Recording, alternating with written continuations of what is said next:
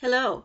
We will be learning more about the expansion of the Baha'i faith this week, as well as some related contemporary global issues.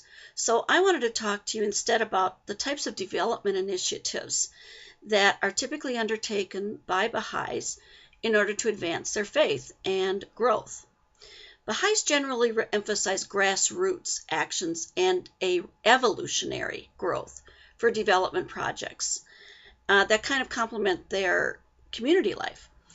Baha'i communities are typically constrained by limited resources and budgets, so projects are primarily focused on exploring new models of social change that encourage individuals, communities, and institutions to develop cooperative methods of participation and decision-making. Enhancing the quality of life through systematic application of Baha'i principles is, in some sense, the very definition, according to Baha'is, of development. They achieve these, they say, through 6 main development processes. First, organic growth. Baha'is believe that social and economic development activities in communities best begin with a simple set of actions at the grassroots level where there's a desire for change coming directly from those individuals and communities rather than from being imposed from those of the outside. Some examples might be teaching about health education, water retention, family counseling, reforestation, or just focusing on school resources that are needed for children that the community proposes to serve. Secondly, capacity building. Baha'is feel that development is not a product that's to be delivered by the developed to the undeveloped. Rather, they believe it's a process where individuals and communities in all parts of the world, regardless of their material prosperity or resources, become involved in defining, analyzing, and solving problems within that community. So there are key capacities that they believe are important. First, learning how to take initiative in a disciplined and imaginative manner. Secondly, adopting methods of decision-making that are non-adversarial and that are inclusive of everyone. Third, thinking systematically to understand the problems and to search for those solutions. Fourthly, replacing relationships that are currently based on dominance and competition with relationships based on reciprocity, collaboration, and service to others. Then, encouraging recognition of the essential nobility of human beings. Remember, the Baha'is believe that everyone is born noble without original sin. And so they believe that humanity in general is ennobled. Encouraging recognition of the essential rectitude of conduct at all levels of society, and in developing skills and commitment that are necessary to generate and apply technical knowledge. The third element of development is learning. Learning to apply Baha'u'llah's teachings to individual and collective life is the centerpiece of Baha'is social and economic development. So this learning takes place at all levels and involves all the members of the communities. It entails study and a systematic and ongoing process of consultation, reflection, and action designed to bring about the consistent patterns of change in that community. Fourth, development of human resources. Related to learning and building of capacity, according to Baha'is, is the development of human resources. Training methods are ones that foster participation and an open attitude toward learning.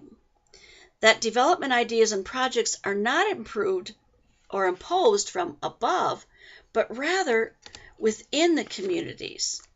That's the importance. What are their desires and initiatives at the local level as opposed to what is the desire at a higher level. However, the applications of these principles does not preclude the possibility of utilizing those kinds of methods and approaches that have been proven to be successful to training that are developed at national or international levels. Fifth is the contributing to the advancement of society, a belief that Baha'is advocate in the application of Baha'u'llah's teachings of social and economic development as part of a larger process of creating stability and prosperity in human affairs. Baha'i projects are thus designed to engage and benefit all the members of a community, according to Baha'is, whether they're Baha'i or not, to include collaboration with organizations and leaders concerned with social, moral, economic advancement, and the same frame of mind that the Baha'is believe. Sixth, integration. Baha'is believe that the world's experience has shown that fragmented types of activities in different fields do not bring about successful development, and that knowledge brought to bear on development problems does not fit into just one single discipline. So integration of efforts across fields such as health, education, agriculture, environmental preservation, to name a few, is essential for real progress in any region. Overall, underpinning the Baha'is' approach to development is the belief that every culture and segment of humanity represents a distinct heritage that must be encouraged to flourish and contribute to an emerging global civilization. That is, cultures of all parts of our world must be preserved.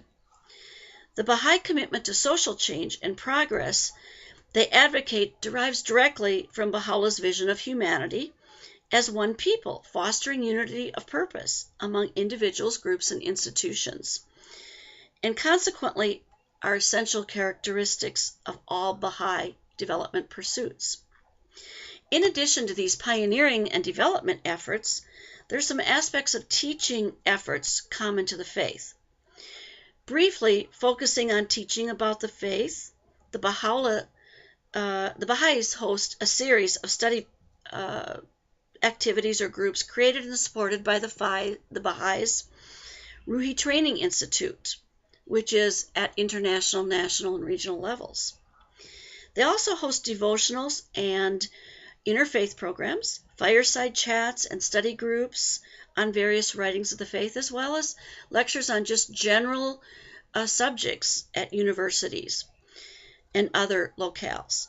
They welcome non-Baha'i participation in all their activities, including holy days, except for three aspects.